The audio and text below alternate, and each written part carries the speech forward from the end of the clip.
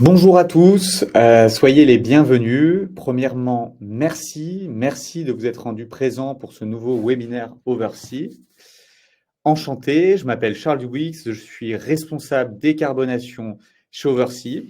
Ma mission est d'accompagner nos clients à mesurer et réduire l'impact carbone de leur transport de marchandises. Et comme d'habitude, en attendant tout le monde, quelques mots rapides sur Oversea. Oversea est un commissionnaire de transport nouvelle génération. Nous utilisons la technologie et le digital pour simplifier, fluidifier et optimiser la gestion de vos transports internationaux. Nous accompagnons plusieurs centaines de clients à travers une soixantaine de pays. Nous sommes une équipe d'environ 180 personnes implantées sur 3 continents. Du coup, Paris, Milan, Barcelone pour l'Europe, New York, Miami pour les États-Unis et Singapour pour l'Asie. Avec un âge moyen de 31 ans, l'ambition environnementale fait partie de l'ADN d'Oversea.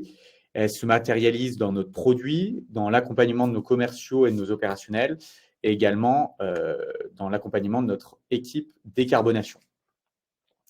Enfin, nous avons une expertise douane que nous vous partageons à travers en particulier notre nouveau média, Le Douanier, sur lequel vous pourrez retrouver les nouvelles actualités douane et les conséquences pour les chargeurs, le tout dans votre boîte mail. Vous allez recevoir normalement un lien avec un pop-up. Sur ce, plongeons sans plus attendre sur le sujet du jour, le MACF. Alors, le MACF, en français Mécanisme d'ajustement carbone aux frontières, également connu sous le nom anglais CBAM pour Carbon Border Adjustment Mechanism, est un nouvel instrument réglementaire européen adopté cette année, en mai 2023, et entré en vigueur très récemment, le 1er octobre dernier. Le MACF fait partie du Fit for 55, qui est un paquet de 12 propositions législatives produites par l'Union européenne qui visent à réduire les émissions de CO2 d'au moins 55% d'ici à 2030. Concrètement, le MACF vise à soumettre les produits importés dans le territoire douanier de l'Union européenne à une tarification carbone équivalente à celle appliquée aux industriels européens qui fabriquent ces mêmes produits sur le territoire européen. Du coup, un peu de contexte. Pourquoi alors, avant le contexte, le sommaire, rapidement. Pourquoi le MACF? Quelles sont ses ambitions? Quels sont les secteurs et les produits concernés? Quel est le calendrier du MACF? Comment calculer les émissions dans le dispositif du MACF? Enfin, on vous partagera une to-do à suivre pour les importateurs pour être sûr de préparer l'échéance de janvier 2024. Et enfin, je vous laisserai la place pour une session de questions-réponses. Alors tout d'abord, pourquoi le MACF? À quels besoins répond-il? Pourquoi on en parle maintenant? En fait, le MACF vient s'adosser à un autre mécanisme européen en vigueur depuis beaucoup plus ancien. Il est en vigueur depuis 2005, qui est le système d'échange de quotas d'émissions de l'Union européenne, du coup le SEQE, qu'on nomme aussi EUTS en anglais pour European Trading System. Ce dispositif, qui est en place depuis 2005, impose aux industries lourdes européennes un prix du carbone. Or, si ce marché carbone existe depuis quasiment 20 ans, dans les prochaines années, il sera beaucoup plus contraignant pour les industriels. En particulier, le prix du carbone s'est fortement valorisé et surtout, comme vous voyez à l'écran, les quotas carbone qui historiquement étaient alloués gratuitement aux industriels deviendront intégralement payants dans les prochaines années. Par conséquent, le prix du carbone effectif qui est payé par les industriels producteurs européens devra être multiplié par un facteur entre 5 et 10.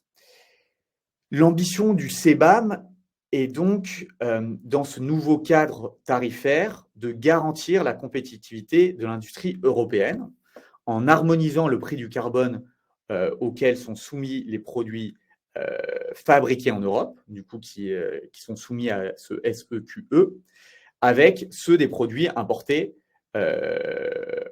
et produits en dehors du territoire européen. Du coup, c'est vraiment un alignement des exigences tarifaires sur le carbone entre ce qui est en vigueur en Europe et l'extérieur. À moyen terme, le MACF cherche également à prévenir ce qu'on appelle les fuites carbone. Les fuites carbone, c'est un phénomène de déplacement de la production industrielle et donc avec elle de la pollution d'une région où il y a des mesures contraignantes climatiques vers une région où il y a des mesures plus laxistes, plus permissives.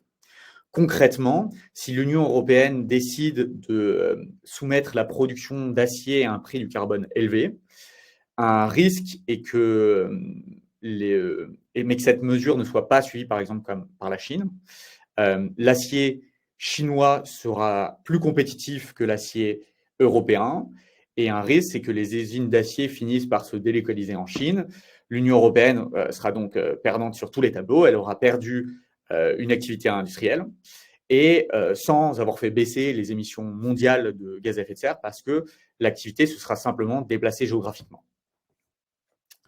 À long terme, la vision du MACF, c'est de pousser les autres régions et les autres pays du monde à mettre en place, à leur tour, un marché du carbone sur ces industries. Alors, quels sont ces secteurs et quels sont ces produits concernés?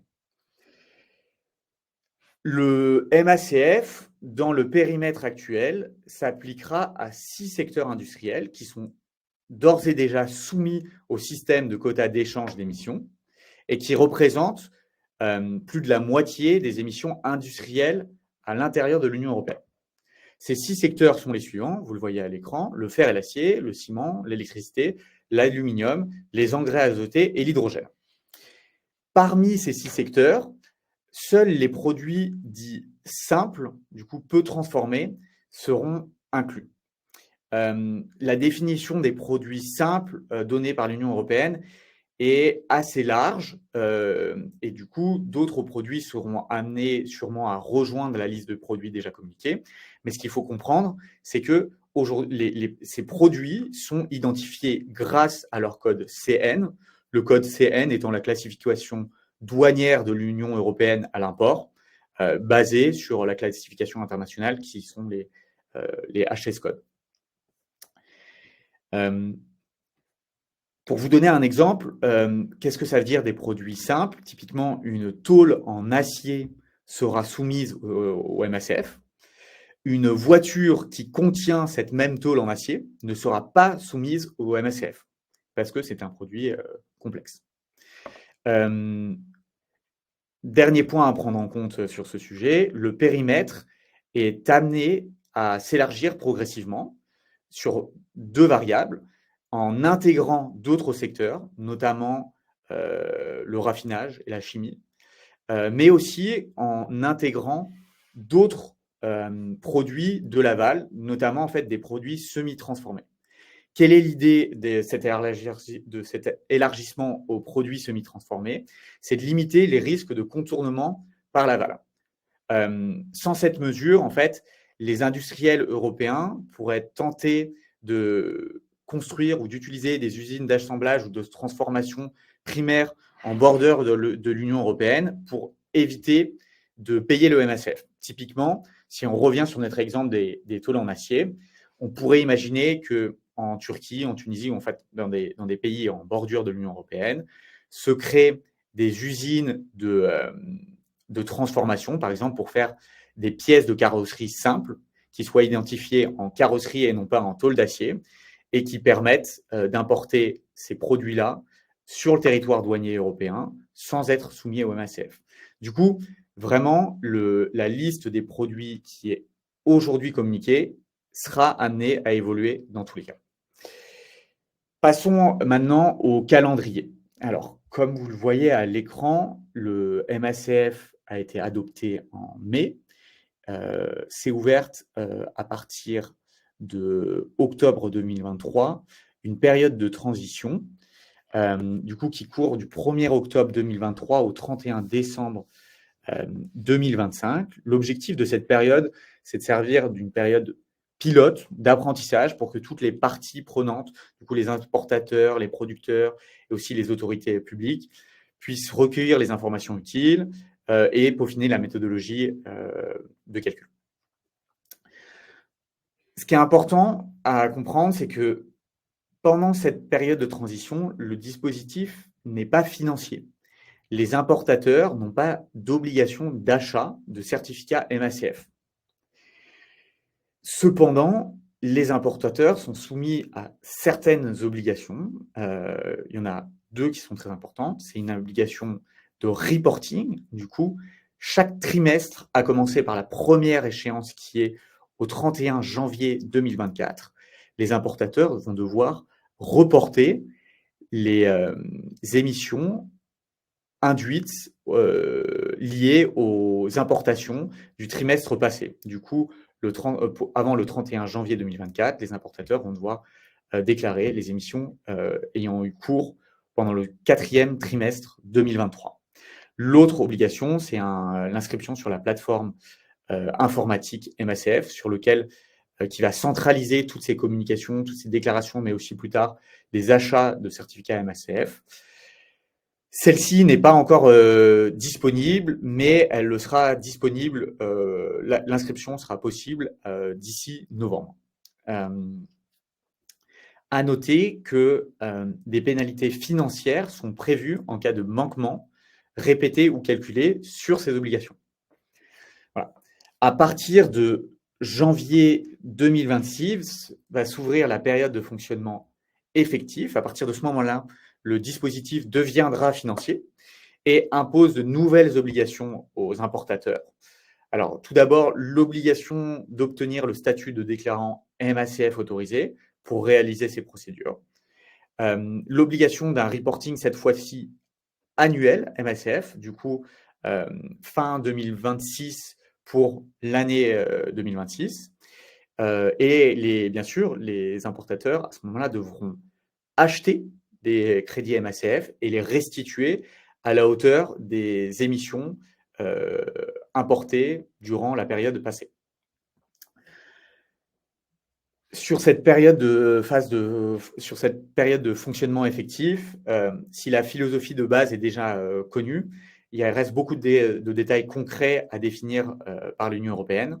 Et c'est précisément en fait l'objet de cette période de transition que d'adapter le dispositif, les méthodologies aux réalités terrain. Et du coup, d'ici 2026, nous vous tiendrons informés des arbitrages qui ont été décidés par la Commission européenne. Passons maintenant à la méthodologie de calcul des émissions. Tout d'abord, quelles émissions sont comptabilisées? Alors, en dessous, on vous a mis un schéma de la Commission européenne que je vais tâcher de vous expliquer. Sont pris en compte, tout d'abord, des volumes de gaz à effet de serre, principalement du CO2, mais également d'autres gaz à effet de serre, notamment les oxydes d'azote pour les engrais et les hydrocarbures perfluorés pour l'aluminium. Les émissions de ces gaz à effet de serre, seules les émissions liées à la production des produits sont prises en compte. On ne prend pas en compte les émissions liées, par exemple, au transport, à l'extraction, à la fin de vie ou à l'utilisation des produits. Les postes d'émissions principaux sont les émissions directes des processus industriels. C'est également les émissions indirectes liées à la production de chaleur ou d'électricité et les les émissions liées à la production de ce que l'Union européenne appelle les précurseurs, qui sont en fait les matières premières nécessaires à une production, elles-mêmes soumises au MACF. Concrètement, reprenons un petit peu l'exemple des tôles en acier. Prenons l'exemple d'une entreprise qui découpe des tôles en acier en Chine en des pièces en acier plus petites à l'aide d'un laser.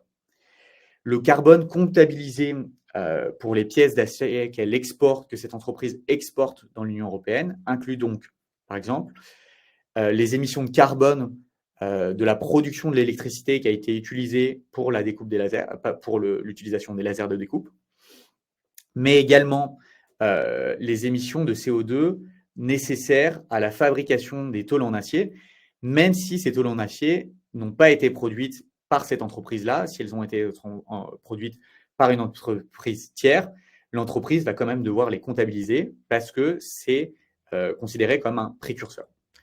Voilà. Et comme nous l'avons dit, ne sont pas pris en compte les émissions liées au transport, à l'extraction ou à l'utilisation de ces produits. Concrètement, comment calculer ces émissions? Ici, de même, il va falloir différencier deux périodes. Pour les 3 premières déclarations trimestrielles, du coup, jusqu'en juillet 2024, les importateurs peuvent recourir à une méthodologie simplifiée. Cette méthodologie se fonde sur des valeurs standards d'émissions de CO2 par kilo de produit. Ces valeurs standards sont définies pour chaque code CN et seront publiées d'ici la fin de l'année par la Commission européenne. Oversea est en train de développer une solution digitale pour vous faciliter ce reporting MACF.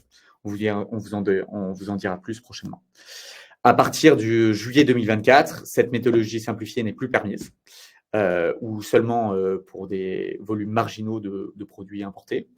Et du coup, les importateurs vont devoir utiliser la méthodologie de l'Union européenne qui nécessite d'avoir accès à des facteurs d'émission propres aux unités de production, du coup, qui dépendent des technologies de production utilisées, des quantités réelles de matières premières nécessaires, de la quantité et de l'intensité carbone de l'électricité utilisée. Voilà. Et du coup, il faudra aux importateurs aller récupérer ces informations auprès des fournisseurs. Les moyens de collecte sont encore en cours de développement par la Commission européenne. Si on reprend un petit peu notre exemple de l'usinage d'acier en Chine, du coup, avec cette méthode de l'Union européenne, il faudra préciser la quantité d'électricité qui est utilisée et également, par exemple, son origine. Si cette électricité est produite à partir de panneaux photovoltaïques sur le toit de l'usine, l'impact carbone du produit final sera plus faible que si l'électricité provient du réseau électrique chinois qui repose majoritairement sur les énergies fossiles. Ainsi, le producteur, ça permet d'avantager le producteur chinois qui finance des panneaux photovoltaïques, qui aura un avantage compétitif par rapport à celui qui utilise une énergie carbonée. Très bien. Maintenant, très concrètement, passons à la to-do des importateurs. Qu'est-ce qu'il faut faire pour préparer et préparer sereinement la première échéance? Tout d'abord, il ne faut pas paniquer. La première échéance est au 31 janvier 2024. Il n'y a pas d'échéance stricte avant cette date-là. Avant cette date-là, la première chose qu'il faut faire, et vous pouvez le faire dès aujourd'hui, c'est de se demander, est-ce que je suis concerné par le MACF? Pour ce faire, Oversea a construit un outil et vous propose une vérification gratuite de votre catalogue de HS-Code. Il suffit de nous envoyer votre catalogue de HS-Code format Excel à l'adresse decarbo@oversea.com qui apparaîtra dans le chat. Et nous vous indiquerons en retour si vos produits sont concernés ou non par le MACF. Dans tous les cas, et même si vous n'êtes pas concerné par le périmètre existant du MACF, il est important de vous tenir informé de l'évolution réglementaire. Comme on l'a dit, par nature, le périmètre du MACF va évoluer. Et du coup, même si vous n'êtes pas concerné aujourd'hui, il est possible que vous le soyez par la suite. Pour ceci, Oversea, c'est ce que je vous disais en introduction, a lancé un nouveau média, Le Douanier, qui vous offre des actus douane, qui vous offre les dernières actus douane et les conséquences pour les chargeurs directement dans votre boîte mail. Du coup, en vous inscrivant à la newsletter Le Douanier, vous vous assurez de maintenir une veille réglementaire. Voilà. Comme nous l'avons vu, si vous êtes concerné par le MACF, une de vos obligations, c'est de vous inscrire dès que possible sur la plateforme informatique MACF que nous vous communiquerons ou que vous pouvez retrouver sur le site de la Commission européenne. Aujourd'hui, malheureusement, elle n'est pas encore disponible. Ensuite, Si ce n'est pas déjà fait, nous vous recommandons d'en parler avec votre déclarant douanier ou votre commissionnaire pour savoir comment celui-ci peut vous accompagner. Enfin, dernière étape, d'ici fin janvier 2024, il vous faudra préparer à minima des éléments pour votre premier reporting simplifié. Du coup, cela signifie à minima répertorier les produits MACF, vos produits MACF entrés sur le territoire européen au cours du 4e trimestre 2023. Et pour chacun de ces codes CN, répertorier les quantités importées, le pays d'origine et des informations également sur le producteur. Comme nous vous l'avons évoqué, Oversea travaille sur une fonctionnalité digitale qui vous permet de vous accompagner dans cette démarche. Nous vous tiendrons informés très prochainement. Voilà pour la partie présentation. Place aux questions. Vous pouvez ajouter vos questions directement dans un onglet à cet effet et je vais essayer de les prendre une par une. Alors, une question de Romain. Vous évoquez des sanctions. Quel serait le montant? Également, comment est collecté l'argent et à quoi est-il alloué? Alors, tout à fait. Dans la période de transition, il est prévu des sanctions. Ces sanctions ne seraient, étant donné que la période de transition a une vocation pédagogique, ces sanctions ne seraient appliquées qu'après un certain nombre d'avertissements et qu'en cas de manquement répété ou calculé de l'importateur. Cependant, on a déjà des ordres de grandeur sur les pénalités, sur le montant de ces pénalités. Ça serait entre 10 € et 50 € la tonne de CO2. Du coup, c'est des ordres de grandeur importants. Voilà. Potentiellement, les pénalités peuvent grimper assez rapidement. Alors, en ce qui concerne la collecte et l'allocation des montants MACF, déjà sur les volumes espérés de collecte espérés, l'Union européenne estime que le dispositif va permettre de collecter entre 1,5 et 3 milliards d'euros. L'argent sera collecté par les États membres et il sera distribué pour 25% aux États membres et à 75% mis à disposition du budget de l'UE. L'allocation de ce budget n'est pas encore tout à fait définie. Elle pourrait se limiter à, comme ça est proposé, au financement de projets verts, notamment à des mesures qui nécessitent des financements pour d'autres mesures du paquet Fit for 55 qui demandent du financement, ou il pourrait servir à d'autres budgets européens, par exemple, rembourser la dette du plan Covid, post-Covid. Voilà. Des repas à l'Élysée, je suis pas sûr. En tout cas, ça n'a pas été annoncé par l'Union européenne. Alors, le support de présentation sera accessible, bien évidemment, et nous vous ferons également parvenir un petit mémo que vous pourrez partager en interne aux diverses parties prenantes de votre entreprise. Pouvez-vous nous donner le lien de la plateforme? Alors, bien sûr, on peut vous l'envoyer. À noter cependant que vous ne pourrez pas vous inscrire pour le moment parce que bien que le lien soit disponible, les accès ne sont pas encore permis. Tac. Où puis-je trouver des informations complémentaires? Alors, vous pouvez trouver beaucoup d'informations sur le site de la Commission européenne. Il y a des documents, il y a des webinaires dédiés pour chaque secteur. Du coup, il y a un webinaire sur l'aluminium, un webinaire sur l'acier, un webinaire sur le ciment, etc. Petit avertissement, ces ressources restent quand même assez rugueuses, assez techniques. C'est encore assez difficilement actionnable de la première abord. Vous pouvez y aller.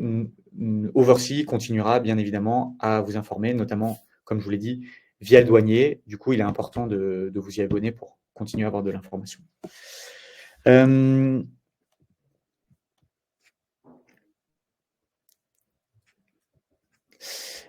Toutes ces méthodes de calcul se basent sur des dires non confirmés des fournisseurs. Des contrôles sont-ils prévus? Tout à fait. En fait, à partir de Des contrôles ne sont pas prévus, à ma connaissance, pour la phase de transition. Et de toute façon, en fait, le dispositif, il ne sera pas financé à partir de ce moment-là. Mais à partir de janvier 2026, des contrôles seront prévus des deux côtés. En fait, les déclarations devront être vérifiées par un organisme indépendant, côté importateur, et également côté producteur. Alors, il y a beaucoup de questions. Je ne les ai pas. Pourriez-vous me préciser les pays concernés? Tout à fait. Alors, les pays, les produits concernés, du coup, on regarde que des produits qui sont fabriqués en dehors du territoire douanier européen et qui entrent dans le territoire douanier européen. À ce territoire douanier, du coup, des 27, s'ajoutent également l'Islande, la Norvège, la Suisse et le Liechtenstein qui ont des accords avec le SEQE, du coup le système de quotas d'échange européen. Petit warning ici, petit avertissement.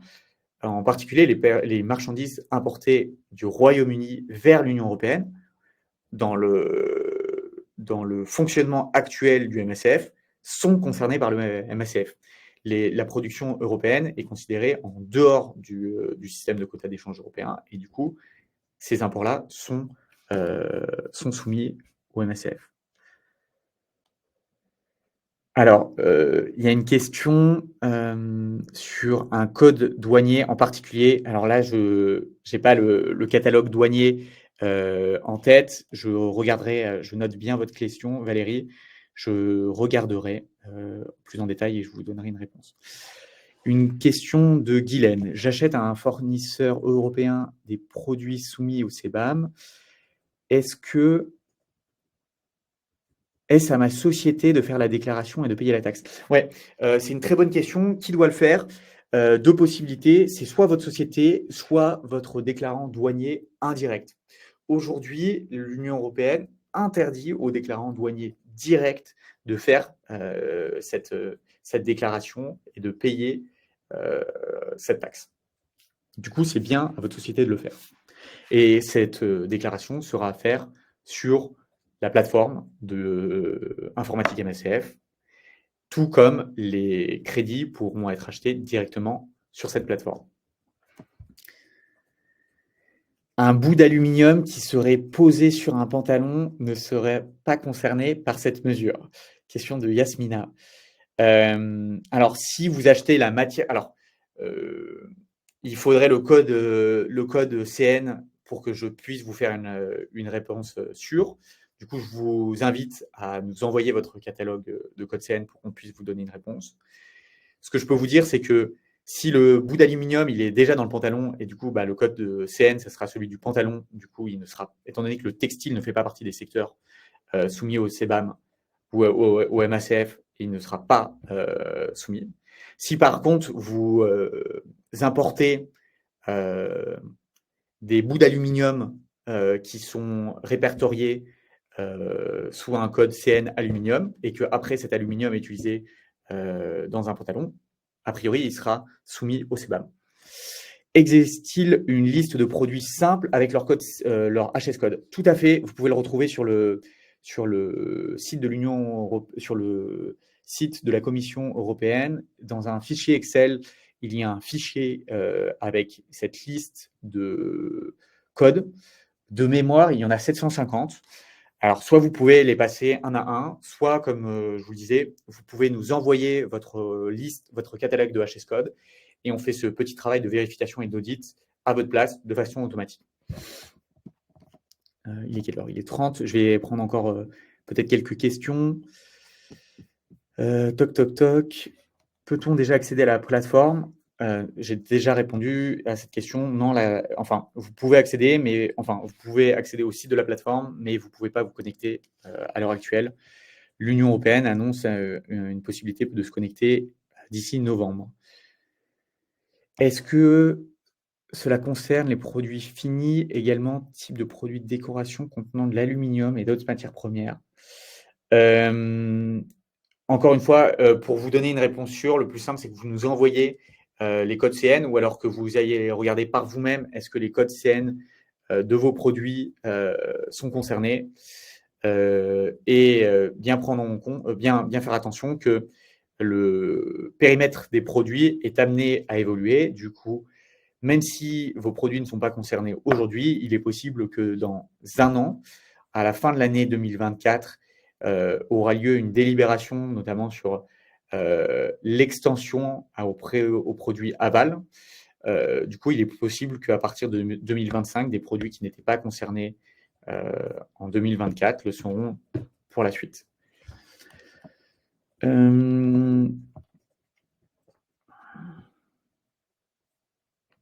Il y a d'autres questions sur des produits en particulier. De même, je vous invite soit à aller regarder la liste de l'Union européenne qu'on vous fournira, soit à nous envoyer votre liste de catalogue HS Code, soit si vous voulez regarder des HS Code un à un, on a également créé un widget sur lequel vous pouvez inscrire votre HS Code et ça vous ressort une réponse oui/non, HS Code par HS Code. Une question de Patrice Peretti, ce reporting n'est-il pas disponible sur la plateforme? Alors, je ne sais pas de quel report. Je ne suis pas sûr de comprendre votre question. J'imagine que la plateforme, vous parlez de la plateforme MACF. Ce reporting, en fait, le reporting, c'est à vous de le faire à partir de cette plateforme. Vous avez un certain nombre. Alors, pour le moment, il y a que, étant donné que la plateforme n'est pas visible, je ne l'ai pas vue de mes yeux, j'ai vu simplement des captures d'écran. Et du coup, la forme que ça prend, c'est vous avez des dashboards sur lesquels il faut remplir pour chaque code CN, les quantités que vous avez importées, la méthodologie que vous avez utilisée et plein de détails sur les émissions carbone embarquées dans ces produits-là. Qu'est-ce qu'un certificat MACF? Question de Justine Michaud. Un certificat MACF, ça correspond en fait c'est un quota carbone, tout comme en fait un quota carbone équivaut à acheter en fait un droit d'émission carbone sur les marchés européens. Du coup, la façon dont ça fonctionne, c'est que à partir de la phase de fonctionnement effective, du coup à partir de janvier 2026, vous aurez la possibilité d'acheter sur les marchés carbone européens des crédits carbone, disons, que du coup vous allez pouvoir le faire directement à partir de la plateforme informatique MACF. Et il va falloir que vous achetiez un certain volume de crédit carbone que après vous allez restituer à l'Union européenne en fonction des émissions que vous avez déclarées importées. En fait, il y a bien deux phases. Il y a une phase où vous déclarez vos émissions et après, du coup, vous avez un compte d'émissions que vous allez devoir solder en restituant des certificats MACM que vous aurez préalablement achetés sur un marché primaire européen.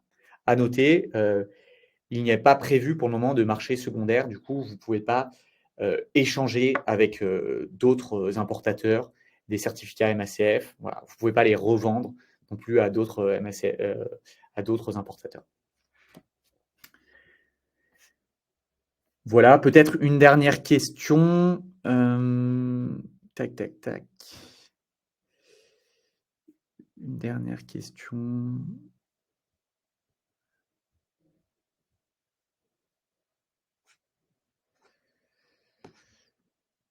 Avez-vous un format Excel à fournir pour effectuer le calcul d'émissions de façon simplifiée? Alors, il existe un document Excel fourni par la Commission européenne, mais a priori qui est beaucoup plus complexe que les informations nécessaires pour les déclarations simplifiées. A priori, les informations nécessaires pour cette méthodologie simplifiée seront uniquement connaître en fonction de en fonction du code CN, connaître les quantités importées en kilogrammes sur la période précédente. Du coup, par exemple, en janvier 2024, vous aurez besoin de savoir le poids de produits correspondant à un code CN soumis au MACF.